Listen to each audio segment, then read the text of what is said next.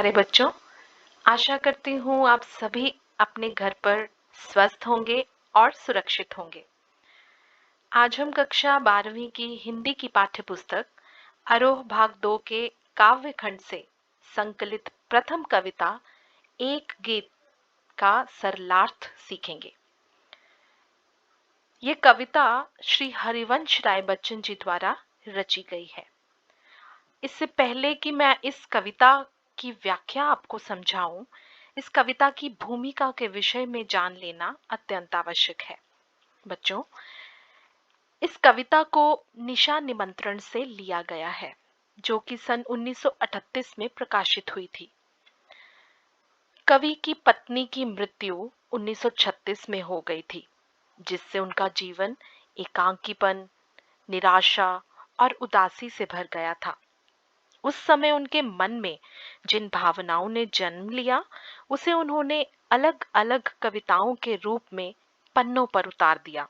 उन्हीं कविताओं का संकलन है निशा निमंत्रण, और एक गीत जिसका हम आज सरलार्थ सीखेंगे वह इसी निशा निमंत्रण से लिया गया है। इस कविता में कवि ने समय व प्रेम का महत्व समझाया है। वे कहते हैं कि एक ऊर्जावान और खुशहाल जीवन को जीने के लिए इंसान के जीवन में एक लक्ष्य का होना जरूरी है, और साथ ही साथ उसमें प्रेम का होना भी जरूरी है।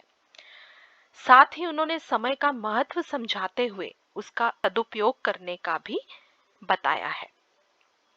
तो बच्चों, शुरू करते हैं अपनी आज की कविता एक गीत। तो बच्चों, इसकी प्रथम पंक्तियां इस प्रकार हैं।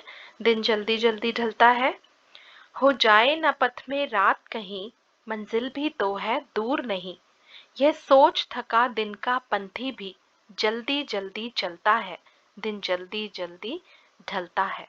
इससे पहले इसके सरलार्थ को जाने, इसके कठिन शब्दार्थ जान लेते हैं। ढलता है अर्थात अस्त होता है, पथ अर्थात रास्ता, मंजिल अर्थात लक्ष्य या जहां पहुंचना है, पंथी अर्थात राही, पथिक, मुसाफिर या राहगीर। इस काव्यांश में कवि ने समय की गति के विषय में बताया है। समय तेजी से बीतता है, क्योंकि समय परिवर्तनशील है, चलायमान है और किसी के लिए रुकता नहीं है।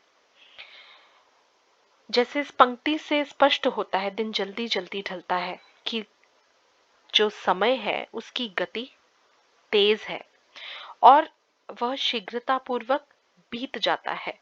और दिन किनके लिए शीघ्रता से बीतता है?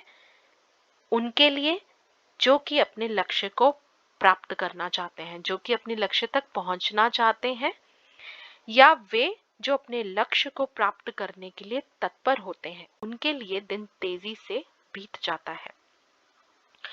हो जाए न पथ में रात कहीं, एक पथिक जो कि अपनी मंजिल की तरफ लौट रहा है, वह ये सोचकर कि कहीं पथ में ही उसे रात ना हो जाए, पथ यानी रास्ते में उसे कहीं रात ना हो जाए, क्योंकि मंजिल भी तो है दूर नहीं। ये जब उसे महसूस होता है कि उसकी मंजिल भी अब उससे दूर नहीं है, वह भी करीब है, नजदीक है, यह सोच थका दिन का पंथी भी जल्दी जल्दी चलता है। ये ख्याल आते ही कि उसकी मंजिल अब उससे दूर नहीं है, और यदि वह धीरे धीरे चला तो कहीं उसे उसके पथ में रात ना हो जाए, यह सोचकर वह अपने कदमों को तेजी से अपनी मंजिल की ओर बढ़ाने लगता है। क्यों? क्योंकि दिन बहुत तेजी से गुजर जाता है। इसका काव्य सौंदर्य समझ लेते हैं। इसकी भाषा सरल, सरस और प्रवाहमयी है। यहाँ तत्सम और तद्भव शब्दावली का प्रयोग हुआ है। जल्दी जल्दी में पुनरुक्ति प्रकाश अलंकार का प्रयोग हुआ है। तो कविता की अगली पंक्तियां इस प्रकार हैं। बच्चे प्रत्याशा में होंगे, नीड़ों से झांक रहे होंगे, ये ध्यान परों में चिड़ियों के, भरता कितनी चंचलता है, दिन जल्दी जल्दी ढलता है। सरलार्थ से पूर्व इसके कठिन शब्दार्थ देखते हैं। प्रत्याशा अर्थात आशा, नीड़ों से अर्थात घोंसलों से, झांकना यानी देखना, परों में अर्थात पंखों में। तो इस काव्यांश में कवि क्या कहना चाहते हैं? कवि कहते हैं कि ना केवल मनुष्य बल्कि प्रकृति के अन्य सभी जीव जंतु भी दिन ढलने के साथ ही अपने घरों को लौटना आरंभ कर देते हैं, क्योंकि उन्हें पता है कि घर पर उनके बच्चे, उनके परिजन उनका इंतजार कर रहे होंगे। और इस काव्यांश में कवि ने चिड़िया का उदाहरण दिया है।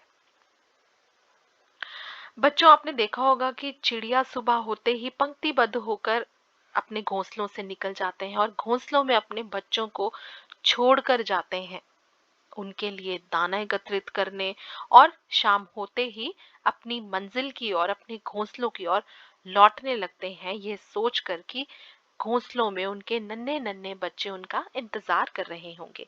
यहाँ कवि ने उसी का ही वर्णन किया है। बच्चे प्रत्याशा में होंगे, प्रत्याशा यानी आशा में होंगे, नीड़ों से झांक रहे होंगे और घोंसलों से अपने झांक रहे होंगे। तो चिड़िया को जब ये ध्यान आता है कि उसके छोटे छोटे बच्चे भोजन, स्नेह व सुरक्षा पाने की आशा से अपने घोंसलों से बाहर झांक झांक कर उसकी राह देख रहे होंगे कि उनकी माँ या उनके पिता वापस घोंसले में लौटेंगे, तो उसके दिन भर के चिड़िया का ध्यान अपने बच्चों की तरफ जाता है कि उसके बच्चे घोंसलों से झांक कर उसका इंतजार कर रहे होंगे। तो ये ध्यान परों में चिड़िया के भरता कितनी चंचलता है। ये ध्यान आते ही उसके दिन भर के थके हुए पंखों में मानो एक नई जान आ जाती है, और चंचलता अर्थात तेजी, और वह तेजी के साथ अपने घोंसले की तरफ उड़ने लगती है, ताकि रात होने से पहले वह अपने बच्चों के पास अपने घोंसले में पहुंच सके। क्योंकि चिड़िया भी ये बात जानती है, उसे भी मालूम है कि दिन जल्दी जल्दी ढलता है। इसका काव्य सौंदर्य देख लेते हैं। भाषा आपको मैंने पहले भी बताई थी, प्रवाहमयी है, भाषा सरल है, सरस है। इसके अलावा चिड़िया का अपने बच्चों के प्रति वात्सल्य भाव यहाँ पर चित्रित हुआ है। मुक्तक छंद का प्रयोग हुआ है। कविता की अंतिम पंक्तियां इस प्रकार हैं। मुझसे मिलने को कौन विकल, मैं हूं किसके हित चंचल। यह प्रश्न शिथिल करता पद को, भरता उर्मे विह्वलता है, दिन जल्दी जल्दी ढलता है। शब्दार्थ इस प्रकार हैं। विकल अर्थात व्याकुल, हित अर्थात के लिए, शिथिल करना अर्थात सुस्त करना, मंद करना या धीमा करना, उर अर्थात हृदय, विह्वलता अर्थात व्याकुलता। तो बच्चों, इस काव्यांश में जैसे कि आपको पता है कि कवि की पत्नी की मृत्यु हो चुकी है, इसलिए कवि अकेले हैं, उदास हैं, निराश हैं और दुखी हैं। कवि को लगता है कि पथिक को अपनी मंजिल तक पहुंचना था, इसलिए वह तेज कदमों से चलने की कोशिश करता है, और चिड़िया को अपने बच्चों घोंसले में मिलना था, जल्दी पहुंचना था अपने बच्चों तक, इसलिए उसके पंखों में भी तेजी आ जाती है। परंतु उसका तो कोई घर पर इंतजार नहीं कर रहा या उसे कहीं नहीं जाना। इसलिए इस पंक्ति में वे कहते हैं कि मुझसे मिलने को कौन विकल, अर्थात मुझसे मिलने के लिए घर में कौन बेचैन बैठा है।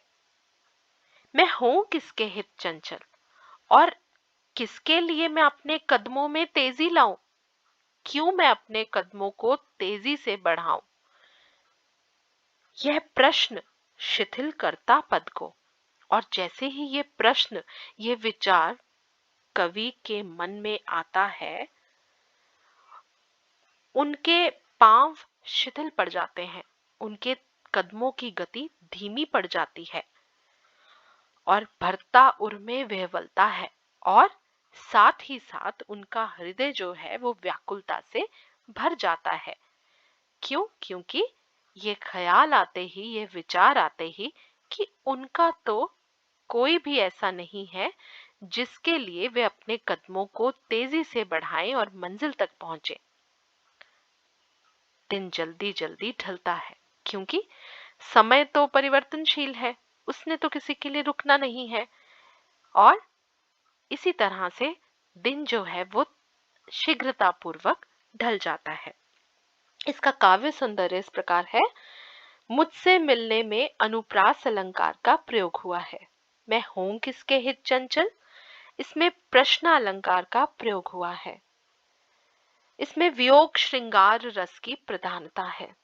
इस काव्यांश में आत्मकथात्मक शैली का प्रयोग हुआ है और कविता गीत रूप में लिखी गई है। तो बच्चों, आशा करती हूँ ये कविता आपको भली भांति समझ आई होगी। धन्यवाद।